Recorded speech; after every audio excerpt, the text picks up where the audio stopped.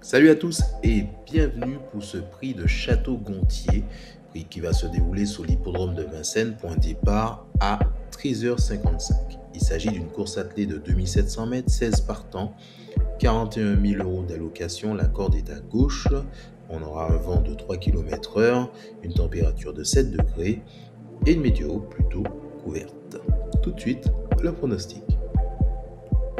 Alors avant de commencer, je tiens à vous remercier pour vos nombreux commentaires, vos partages, vos likes, vos abonnements et plus particulièrement, je voudrais m'adresser à Marcel Ziki qui m'a dit hier: bonjour monsieur, je vous suis assez régulièrement, pouvez-vous me faire une estimation des meilleurs chevaux, des jockeys et entraîneurs pouvant être à l'arrivée au cours de l'année 2025? Merci pour votre aide. Donc déjà, c'est ce que je fais concernant mes pronostics. Et pour répondre à ta question, je vais inclure justement dans cette vidéo le taux de réussite à la gagne et à la place de chaque jockey en fonction du cheval sur lequel il se trouve, si ça peut d'une manière ou d'une autre répondre à ta question. Tout de suite, le pronostic. On va donc commencer avec le numéro 12 qui est apprécié des pronostiqueurs. Sur mon échelle de valeur, je le classe troisième. Il est aussi présent au niveau des énergies. En ce qui concerne sa musique ou ses dernières sorties, on parle bien sûr d'une place de premier, septième et septième. En ce qui concerne la carrière de ce cheval, on est sur 29 courses, 8 victoires et 9 places, ce qui lui donne un taux de réussite de 59%. Alors, il sera monté par Jean-Michel Bazir. Ce qui est intéressant de savoir, c'est qu'il est entraîné par Jean-Michel Bazir. Donc, ça veut dire qu'il connaît très très bien ce cheval. D'autre part, le taux de réussite de Jean-Michel Bazir, c'est de 22% à la gagne et 42% à la place. Donc, très très important à retenir. On parle aussi, bien entendu, en termes de points forts, d'une bonne réduction kilométrique, une 11. La meilleure du lot, et vient de gagner sa dernière course en forme. Sous ses points faibles, on peut parler d'un manque de régularité sous les longues distances et une opposition plus relevée cette fois-ci. Place au numéro 6. Le numéro 6, sous mon échelle de valeur, est classé premier, apprécié au niveau des pronostiqueurs malgré ses deux disqualifications et une place de 9e. Ce qu'on peut dire aussi, c'est qu'au niveau de sa carrière, il est sur 24 courses, 6 victoires et 8 places.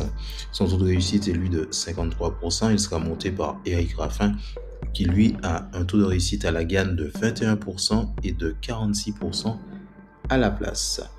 En ce qui concerne les points forts, donc comme on dit, il est confié à Eric Raffin, l'un des meilleurs drivers du moins, et on sait que ce cheval a une bonne vitesse de 1,12,2, a montré de belles performances récemment, donc deuxième, avant bien entendu ces deux disqualifications, ce que je vous ai mentionné un peu plus tôt. En ce qui concerne ses points faibles, on a plusieurs disqualifications récentes, manque de fiabilité, donc doit rester sage pour espérer une place. Alors, place au numéro 13. Le numéro 13 est apprécié des pronostiqueurs sur mon échelle de valeur. On parle il est placé deuxième. En ce qui concerne sa musique ou ses dernières sorties, on parle d'une place de premier, une disqualification, une place de 9e. En ce qui concerne la carrière de ce cheval, on est sur 26 courses, 7 victoires et 3 places. Et en ce qui concerne son taux de réussite, on est sur du 38%. Ce cheval sera monté par Mathieu Abrivard qui lui a un taux de réussite à la gagne de 9% et un taux de réussite à la place de 27%.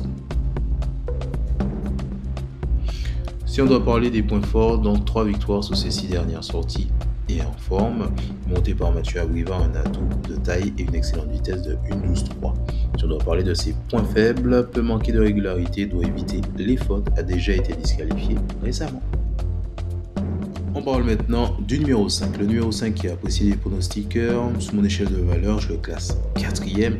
Il est aussi présent dans les énergies avec une musique parfaite. Sur ses dernières sorties, on parle d'une place de 3e, 5e et 3e.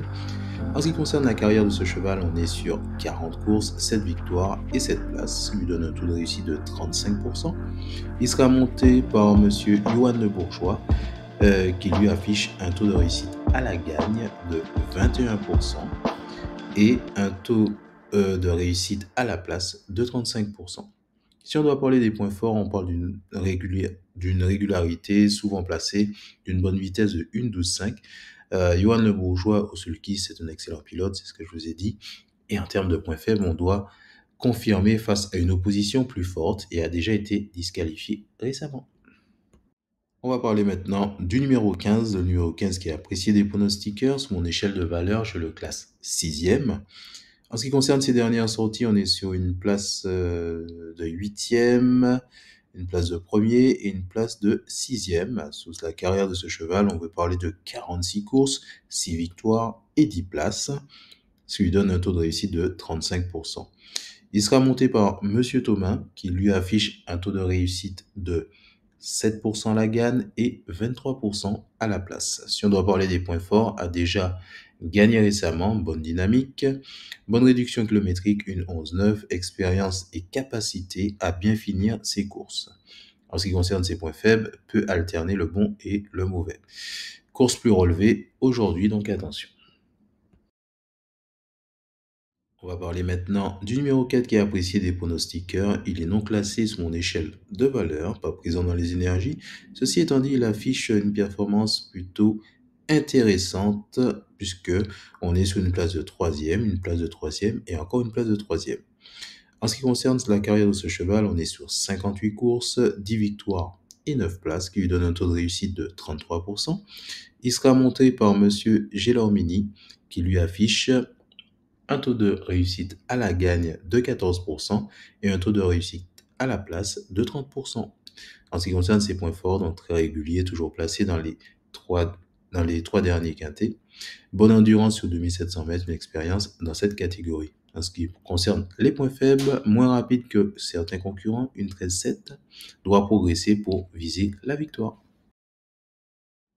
Place au numéro 8. Le numéro 8, apprécié des pronostiqueurs, 9e sur mon classement de valeur. En ce qui concerne ces dernières sorties, on est sur une place de 5e, 4e et 8e. En ce qui concerne la carrière de ce cheval, on est sur 56 courses, 3 victoires et 19 places, ce qui lui donne un taux de réussite de 39%. Il sera monté par Benjamin Rochard, qui lui affiche un taux de réussite à la gagne de 11% et un taux de réussite à la place de 38%. En ce qui concerne les points forts, bonne performance récente, 5e, 4e et 3e, et solide sur du 2700 mètres.